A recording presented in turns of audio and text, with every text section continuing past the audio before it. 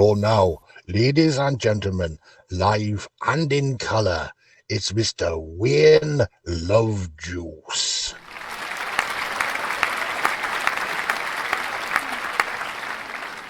The other day I produced a Louis, had a chat with an interesting chappie who said that the YouTube algorithms really aren't that happy. If a channel only broadcasts once a week, so we decided we could text ya whenever we've got a piece of news in our new book on the Track Extra.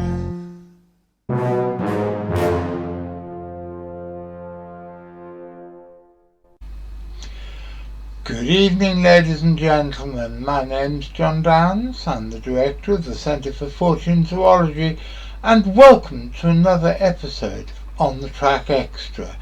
And this episode I'm joined by my old friend V. McCrinnan, courtesy of the magic of my iPad. Hello, V. Hello. What are we going to be talking about today, V? Frogs and tadpoles. Well, yes, we're actually going to be talking about a giant tadpole in Arizona. And that's something you don't come across every day.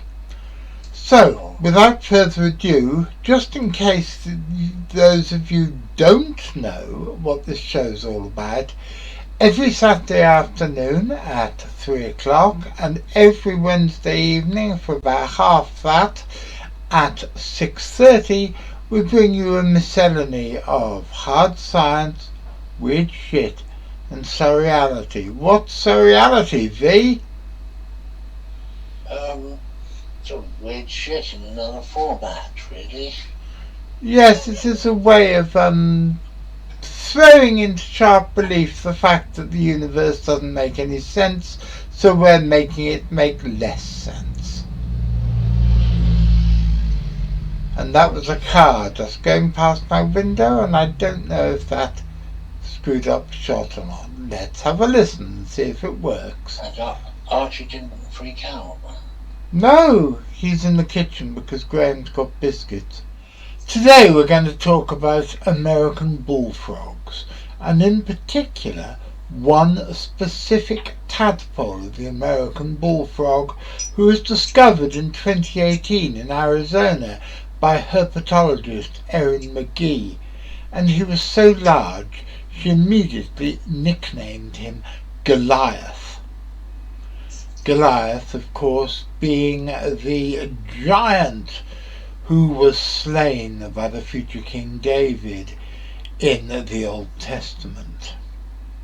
And Goliath has always been a name quite often used for enormous creatures. There is, for example, a creature called the Goliath frog, which is the largest frog known, and this lives in West Africa and can, as you see, reach enormous sizes. About 30 years ago, before the Blair government put the kibosh on this particular branch of the British exotic pet trade, garden centres all over the country used to sell bullfrog tadpoles.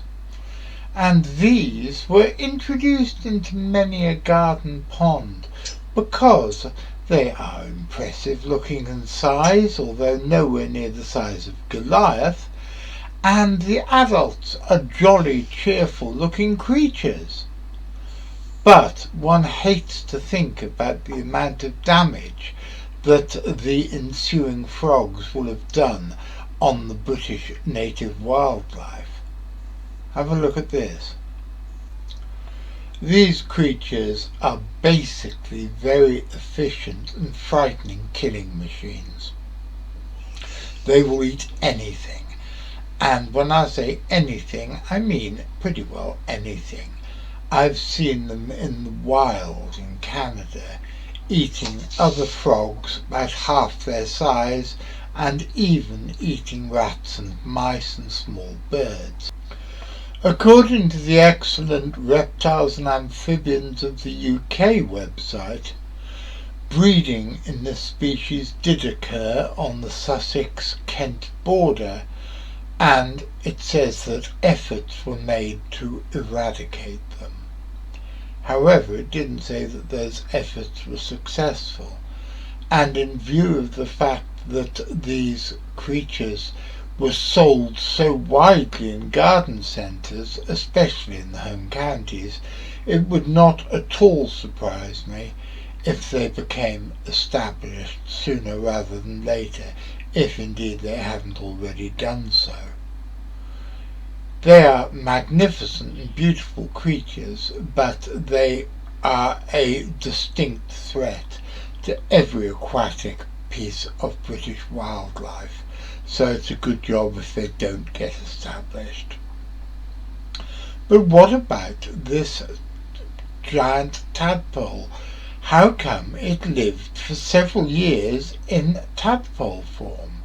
Well, this is also hardly unknown. I mean, I have kept tadpoles that I've caught in the middle of the winter and that have lived for 2 or 3 years in tadpole form before they metamorphose.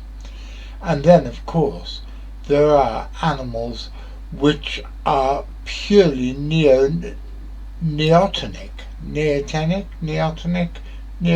I think, which means that the tadpole will stay in the tadpole form forever, for its entire life. And you have whole species like this, like, for example, the axolotls that I have in a tank on my landing.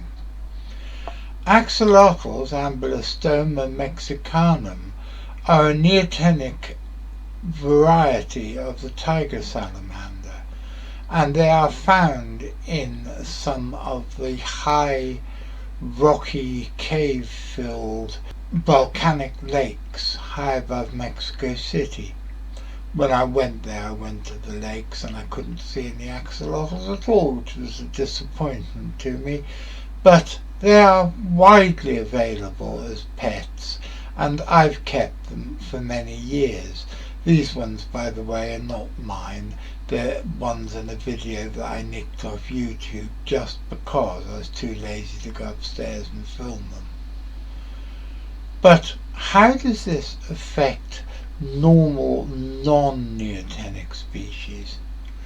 Well, I have heard that there are frog tadpoles that can stay for many years in tadpole form, but I have seen, and quite often these have turned out to be albino or leucistic as well, various of the British newt species, which have thrown up neotenic, I still can't pronounce that, neotenic sports.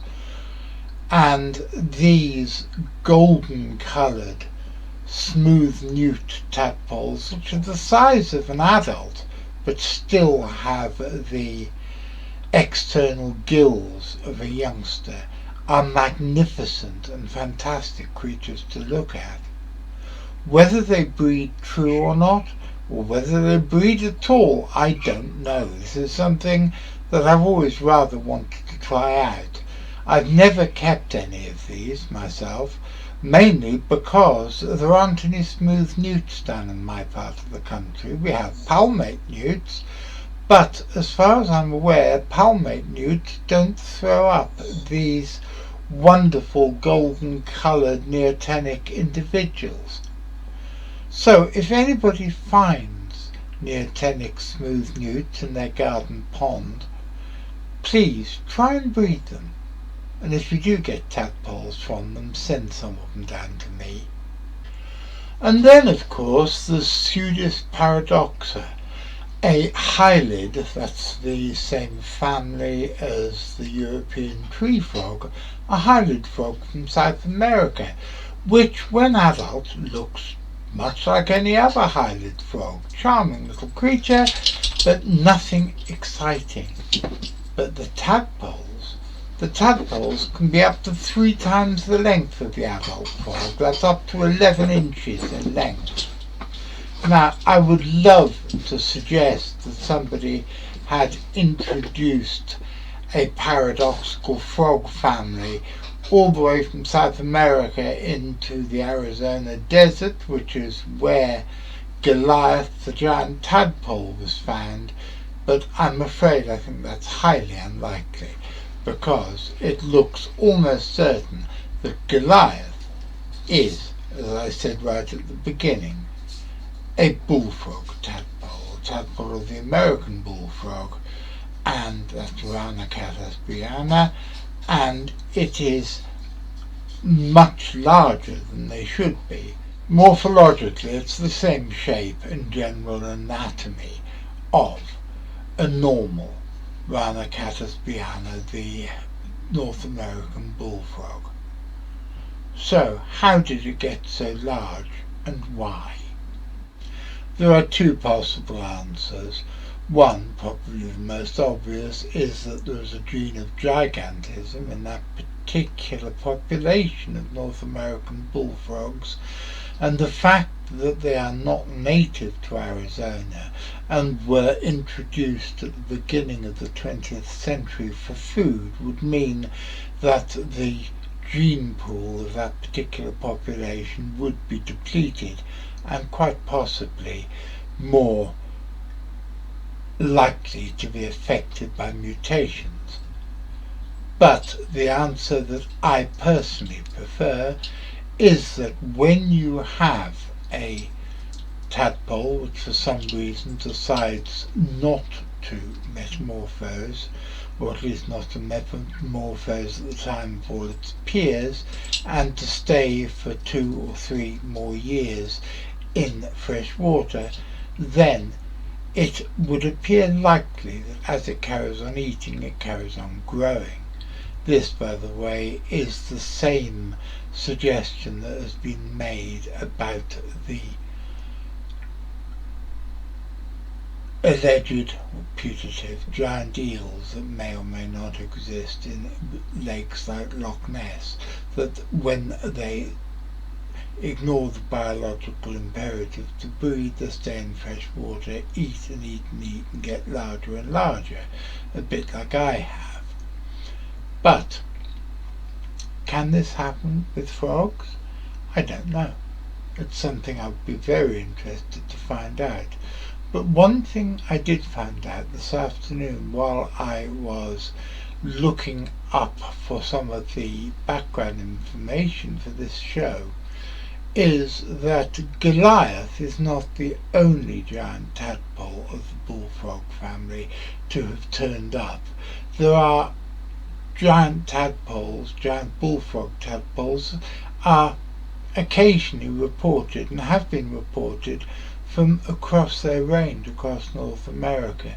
So this is a well-known, if rare, thing.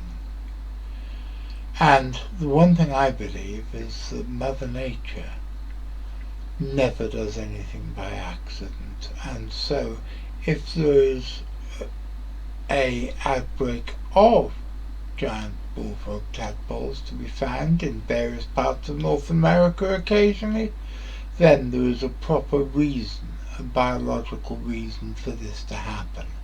And at the moment we just don't know what that is. But it's something totally fascinating, something which I have found fascinating for years, and something which I think we really ought to be researching. Sadly, a year after Goliath was discovered, the giant tadpole died. His body has been preserved and passed around geneticists and environmental biologists at the University of Arizona who are studying the cadaver. Is it a cadaver when it's an animal? Don't know. Studying the body and are doing their best to find an answer. And I hope that when they do find an answer, they will make it public so I can bring it to you here. I'll be back on Saturday. What are we going to be talking about on Saturday? Well, I truly don't know, because I am doing this on a wing and a prayer.